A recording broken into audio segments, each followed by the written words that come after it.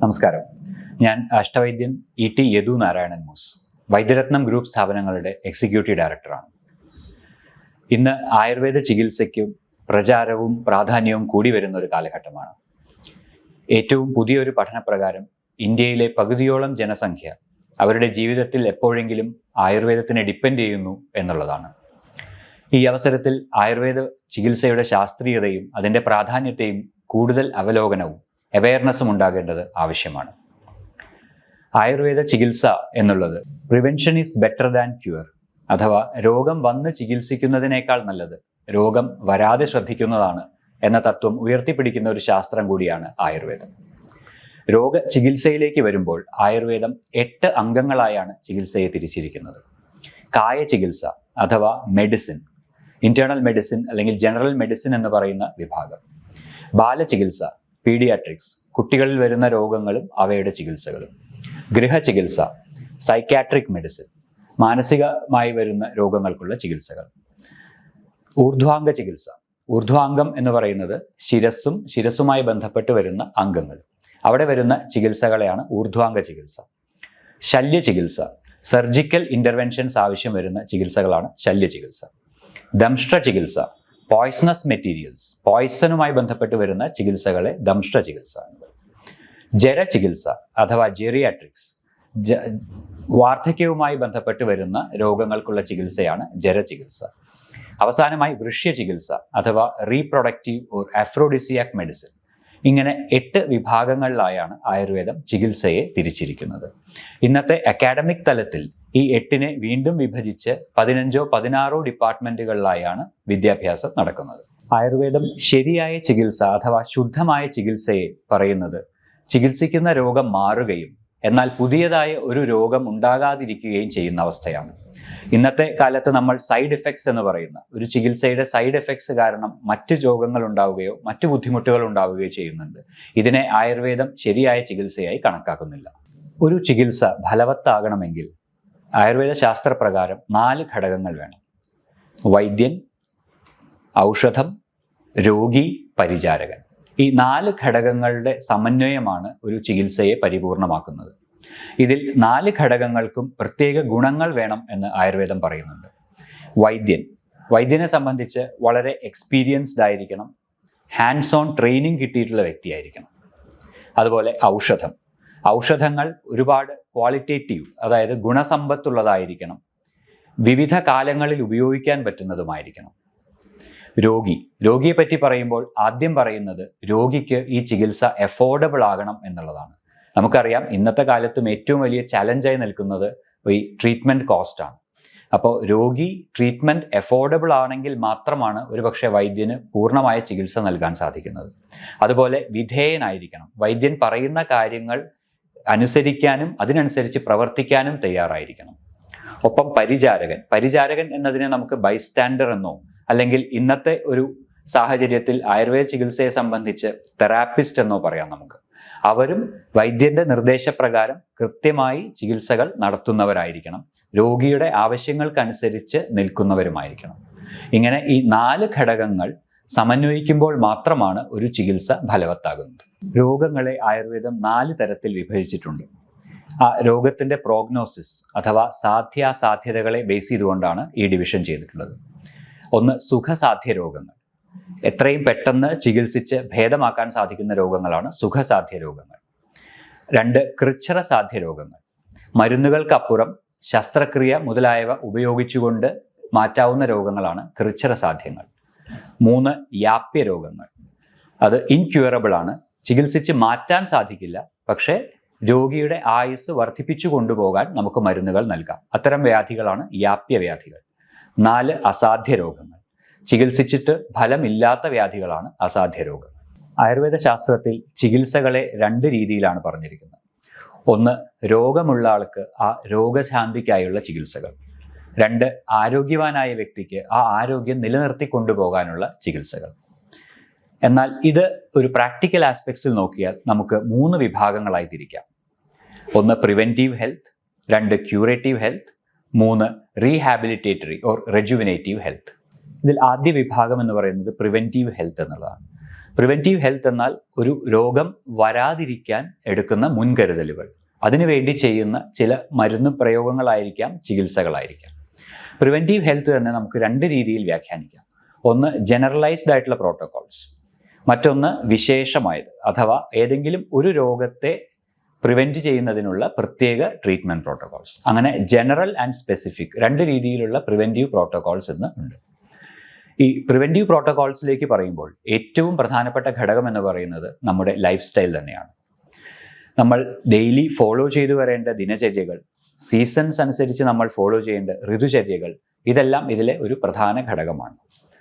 ഇന്നത്തെ ഒരു ജീവിത രീതിയുമായി എടുത്തു നോക്കുമ്പോൾ ഇതിൽ മൂന്നാമത്തെ ഒരു ഘടകത്തിന് ഒരു വലിയ പ്രാധാന്യമുണ്ടെന്ന് കാണാം. ആയുർവേദ ശാസ്ത്രപ്രകാരം പറയുന്നത് നാച്ചുറൽ എർജസ്, നമ്മുടെ ബോഡിയിൽ പ്രൊഡ്യൂസ് ചെയ്യുന്ന നാച്ചുറൽ എർജസ്, അതായത് ഒരു യൂറിനേഷനുള്ള ഒരു എർജ് ആയിരിക്കാം, മോഷൻ പാസ് ചെയ്യുന്നതിനുള്ളൊരു എർജ് ആയിരിക്കാം, ഒരുപക്ഷെ ഒരു യോണിങ്, നമ്മൾ പറയുന്ന കോട്ടുക, സ്നീസിങ്, തുമ്മൽ, ഇത്തരത്തിലുള്ള നാച്ചുറൽ എർജസിനെ നമ്മൾ തടഞ്ഞു നിർത്തുന്നത് വലിയ രീതിയിലുള്ള രോഗങ്ങളിലേക്ക് നയിക്കും എന്നുള്ളതാണ്. ഇന്നത്തെ ഒരു തിരക്ക് പിടിച്ച ജീവിത രീതിയിൽ നമുക്കറിയാം, പലപ്പോഴും നമ്മൾ ഒരു വാഷ്റൂംസ് ഉപയോഗിക്കുന്നതിന് പല തടസ്സങ്ങളുണ്ടാവാം. അപ്പോൾ അങ്ങനെ ഇത്തരം എർജസിനെ നമ്മൾ തടഞ്ഞു നിർത്തുന്നത് നമ്മുടെ ലൈഫ് സ്റ്റൈലിൽ വലിയ രീതിയിൽ ഒരു പ്രതികൂലമായ ഒരു ഇമ്പാക്റ്റ് ഉണ്ടാക്കുകയും അത് രോഗങ്ങളിലേക്ക് നയിക്കാനും സാധ്യതയുണ്ട്. അപ്പോൾ നമ്മുടെ ജീവിതചര്യയിൽ വരുത്തുന്ന ചില മാറ്റങ്ങളാണ് പ്രിവെൻറ്റീവ് ഹെൽത്തിൻ്റെ തുടക്കം എന്ന് പറയുന്നത്. അതിനുശേഷം പ്രിവെൻറ്റീവ് ഹെൽത്ത് ഒരു സ്പെസിഫിക്കായ, ഒരു ഡിസീസ് സ്പെസിഫിക്കായി പോകുന്നതിന് 3 സ്റ്റേജുകളാണുള്ളത്. ആദ്യ സ്റ്റേജ് എന്ന് പറയുന്നത് ഒരു വ്യക്തി അവരവരെ വ്യക്തമായി അറിയുക അഥവാ ഒരു സെൽഫ് അവെയർനെസ് ക്രിയേറ്റ് ചെയ്യുക എന്നുള്ളതാണ്. ഇതിന് പലപ്പോഴും ഒരു വൈദ്യൻ്റെ സഹായം അത്യാവശ്യമാണ്. ആയുർവേദ ശാസ്ത്രത്തിൽ പ്രകൃതികൾ പറയുന്നുണ്ട്. ഓരോ വ്യക്തിയും ഓരോ പ്രകൃതിക്കനുസരിച്ചാണ് വരുന്നത്. ഈ പ്രകൃതിയെ തിരിച്ചറിയുക എന്നുള്ളതാണ് ഇതിലെ ആദ്യ ഘടകം, സെൽഫ് അവെയർനെസ്. ഈ പ്രകൃതി തിരിച്ചറിഞ്ഞതിന് ശേഷം ഓരോ പ്രകൃതിക്കും കൂടുതൽ പ്രോൺ ആയിട്ടുള്ള ചില രോഗാവസ്ഥകളുണ്ട്. അവയെ മാറ്റി നിർത്തുക, അതിനുള്ള കാരണങ്ങളെ മാറ്റി നിർത്തുക എന്നുള്ളതാണ് അതിലെ സെക്കൻഡ് സ്റ്റേജ് ആയിട്ട് വരുന്നത്. തേർഡ് സ്റ്റേജ് ആയിട്ട് വരുന്നത് ഈ പ്രകൃതിയിലുള്ളവർക്ക് നാച്ചുറലായി സംഭവിക്കുന്ന വ്യതിയാനങ്ങൾ, ദോഷങ്ങളിലാകാം അഥവാ ധാതുക്കളിലാകാം അഥവാ ബോഡി ടിഷ്യൂസിലാവാം. ഇതിൽ വരുന്ന നാച്ചുറൽ വേരിയേഷൻസ്, അത് പ്രായത്തിനനുസരിച്ചാവാം, ഒരു സീസൺ അനുസരിച്ചാവാം, ഒരു ദിവസത്തിൻ്റെ പല സമയങ്ങളിലാവാം. ഇത് അറിഞ്ഞുകൊണ്ടുള്ള പ്രോട്ടോകോൾസ് ഡെയിലി റിച്വൽസായും സീസണൽ റിച്വൽസായും ഫുഡ് ഹാബിറ്റ്സായും അഡോപ്റ്റ് ചെയ്യുക എന്നുള്ളതാണ്. അങ്ങനെ ഈ 3 ഘടകങ്ങൾ, സെൽഫ് അവെയർനെസ്, ആ അവെയർനെസ്സിനനുസരിച്ച് രോഗങ്ങൾക്ക് കാരണമായ ഘടകങ്ങളെ മാറ്റി നിർത്തുക, 3 ഒരു കറക്റ്റായ ലൈഫ് സ്റ്റൈൽ ഫോളോ ചെയ്യുക. ഇത് 3മാണ് പ്രിവെൻറ്റീവ് ഹെൽത്തിൻ്റെ ഏറ്റവും പ്രധാനപ്പെട്ട ഘടകങ്ങൾ. പ്രിവെൻറ്റീവ് ഹെൽത്തിന് ശേഷം വരുന്നതാണ് ക്യൂറേറ്റീവ് ഹെൽത്ത്. ആ വാക്ക് സൂചിപ്പിക്കുന്ന പോലെ തന്നെ ഒരു രോഗത്തിനുള്ള ചികിത്സയാണ് ക്യൂറേറ്റീവ് ഹെൽത്തിൻ്റെ ഭാഗമായിട്ട് വരുന്നത്. എന്ന് പറയുമ്പോൾ ആദ്യം നമ്മൾ അറിയേണ്ടത് എന്താണ് രോഗം എന്നുള്ളതാണ്. ഒരു സ്വസ്ഥൻ അഥവാ സ്വാസ്ഥ്യമുള്ള ഒരവസ്ഥ, ഒരു ആരോഗ്യപൂർണമായ ഒരു അവസ്ഥയിൽ നിന്നും വിവിധ കാരണങ്ങൾ കൊണ്ട് ശരീരത്തിൻ്റെ ബേസിക് ഫിസിയോളജി മാറ്റം സംഭവിക്കുകയും ഒരു രോഗാവസ്ഥയിലേക്ക് എത്തുകയും ചെയ്യുന്നു എന്നുള്ളതാണ് ആയുർവേദത്തിൻ്റെ മതം.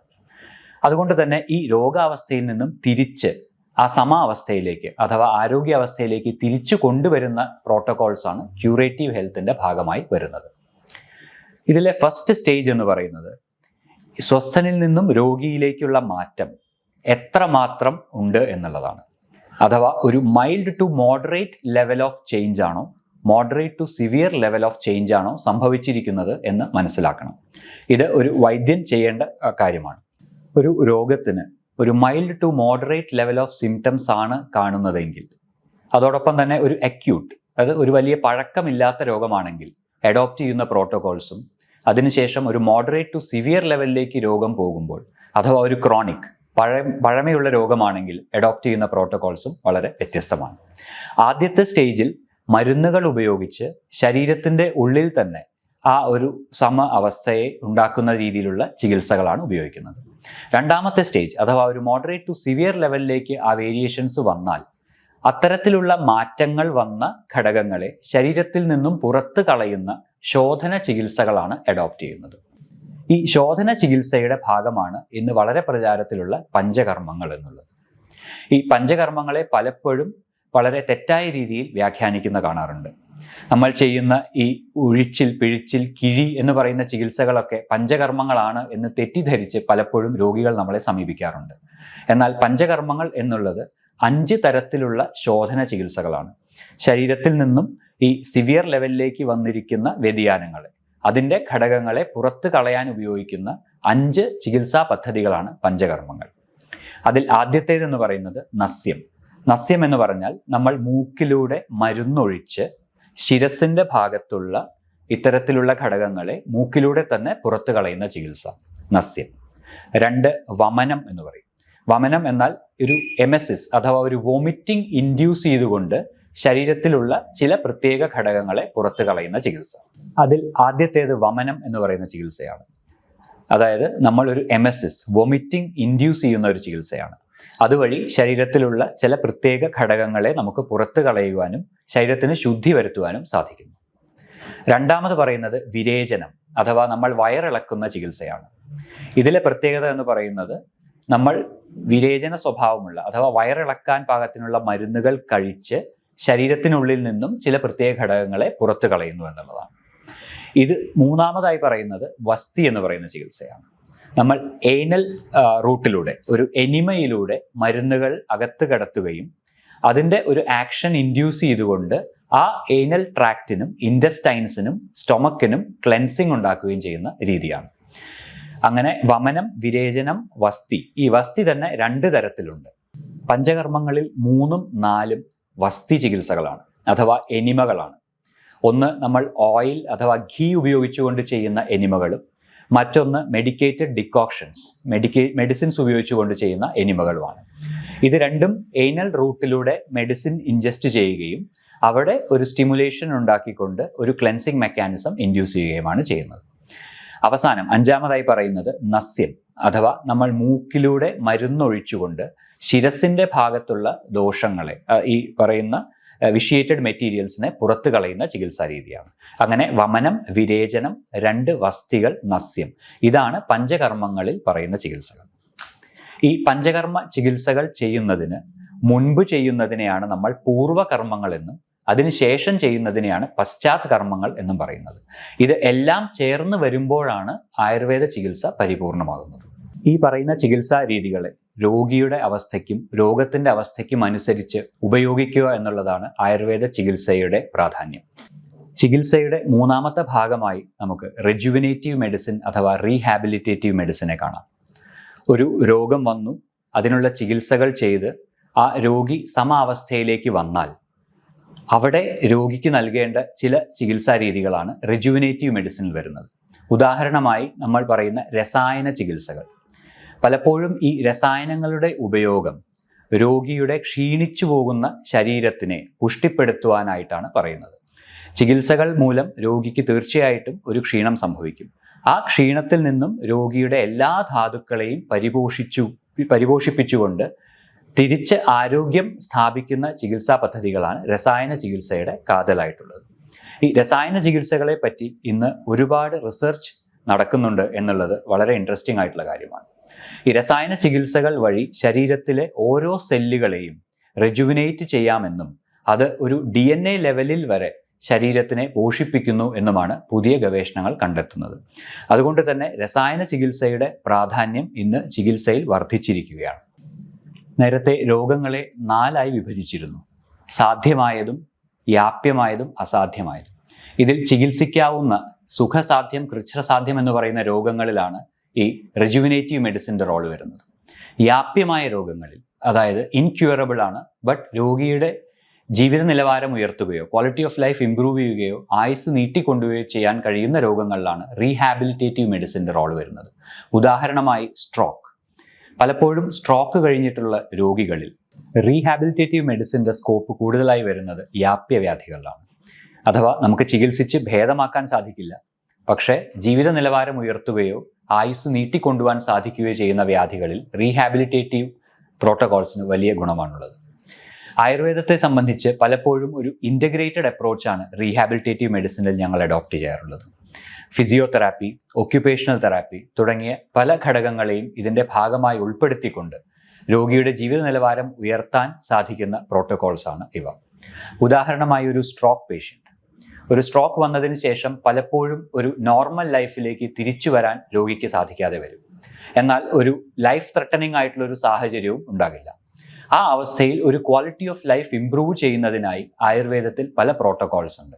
അതോടൊപ്പം തന്നെ ഈ ഫിസിയോതെറാപ്പി പോലെയുള്ള ഇൻ്റഗ്രേറ്റീവ് അപ്രോച്ചുകൾ പലപ്പോഴും ഫലവത്തായി കാണാറുണ്ട്. അസാധ്യമായ വ്യാധികൾ അഥവാ ചികിത്സിച്ച് ഭേദമാക്കാൻ സാധിക്കുകയുമില്ല, എന്നാൽ ഒരു മരണം ആസന്നമായിരിക്കുകയും ചെയ്യുന്ന വ്യാധികളിലാണ് പലപ്പോഴും പാലിയേറ്റീവ് കെയറിൻ്റെ ആവശ്യകത കൂടുതലായി വരുന്നത്. പലപ്പോഴും ഒരു ക്യാൻസർ പേഷ്യൻ്റ്, അതുപോലെ ഒരു ടെർമിനൽ ഇൽനെസ്സിൽ വരുന്ന രോഗികളിൽ വളരെ ചെറിയ രീതിയിലാണെങ്കിലും ആയുർവേദത്തിന് പാലിയേറ്റീവ് മെഡിസിനിലും കോൺട്രിബ്യൂട്ട് ചെയ്യാൻ സാധിക്കുന്നുണ്ട്. പലപ്പോഴും ഒരു മെയിൻ സ്ട്രീം ചികിത്സയിൽ വരാതിരിക്കുകയും എന്നാൽ വളരെ ഇമ്പാക്റ്റ്ഫുൾ ആയതുമായ ഒന്നാണ് ഒരു മെൻ്റൽ ഹെൽത്ത് മാനേജ്മെൻറ്റ് പ്രോട്ടോകോൾസ്. ആയുർവേദത്തെ സംബന്ധിച്ച് മാനസിക വ്യാധികൾക്കുള്ള ചികിത്സ വളരെ വിശദമായി പ്രതിപാദിക്കുന്നുണ്ട്. എന്നാൽ മാനസിക രോഗങ്ങൾക്കുള്ള ചികിത്സയിൽ നിന്ന് വിട്ട് ശാരീരികമായ രോഗങ്ങളിലും മാനസികമായ ഒരു മാനേജ്മെൻറ്റ്, ഒരു ഇമോഷണൽ ഹെൽത്ത് മാനേജ്മെൻറ്റിൻ്റെ പ്രാധാന്യം ആയുർവേദം അധികമായി പറയുന്നുണ്ട്. ഉദാഹരണമായി അർശോരോഗം അഥവാ പൈൽസ് എന്ന അസുഖം കാലങ്ങളായുള്ള വ്യക്തികളിൽ മാനസികമായ പല ബുദ്ധിമുട്ടുകളും ഉണ്ടാകാം എന്ന് ആയുർവേദ ശാസ്ത്രം പറയുന്നു. ഒപ്പം തന്നെ ഗ്രഹണി അഥവാ നമ്മൾ ഇന്ന് പറയുന്ന ഇറിറ്റബിൾ ബവൽ സിൻഡ്രം, IBS എന്ന് പറയുന്ന രോഗത്തിലും ഈ ശാരീരികവും മാനസികവുമായ വ്യതിയാനങ്ങൾ വളരെ അധികമാണ്. ഇത്തരം രോഗങ്ങളുടെ ചികിത്സയിലേക്ക് വരുമ്പോൾ ശാരീരികമായ പ്രോട്ടോകോൾസിനൊപ്പം തന്നെ മാനസികമായിട്ടുള്ള ആരോഗ്യത്തിനുള്ള ചികിത്സകളും നമ്മൾ അഡോപ്റ്റ് ചെയ്യേണ്ടതുണ്ട്. അതിൽ കൗൺസിലിംഗ്, മെഡിറ്റേഷൻ മുതൽ വിവിധ രീതിയിലുള്ള പ്രോട്ടോകോൾസ് ആണ് നമ്മൾ ഉപയോഗിച്ചു വരുന്നത്. ആയുർവേദ ചികിത്സയുടെ സാധ്യതകളെയും പ്രാധാന്യത്തെയും പറ്റിയാണ് നമ്മൾ ഇതുവരെ സംസാരിച്ചത്. മറ്റേതൊരു വൈദ്യശാസ്ത്രത്തെയും പോലെ സാധ്യതകളും ഒപ്പം ലിമിറ്റേഷൻസും ഉള്ളൊരു ശാസ്ത്രം തന്നെയാണ് ആയുർവേദം. അവിടെയാണ് ഒരു ഇൻ്റഗ്രേറ്റഡ് അപ്രോച്ചിൻ്റെ പ്രാധാന്യം നിൽക്കുന്നത്. എപ്പോഴും ഒരു രോഗി അഥവാ പേഷ്യൻറ്റിനെ സെൻട്രൽ തീമാക്കി നിർത്തിക്കൊണ്ട് അവർക്ക് ഏറ്റവും അനുയോജ്യമായ, അവരുടെ രോഗത്തിനും അവരുടെ അവസ്ഥയ്ക്കും ഏറ്റവും അനുയോജ്യമായ ചികിത്സാ പദ്ധതികളെ ആവിഷ്കരിക്കുന്നതിലാണ് ഒരു വൈദ്യൻ്റെ കഴിവ്.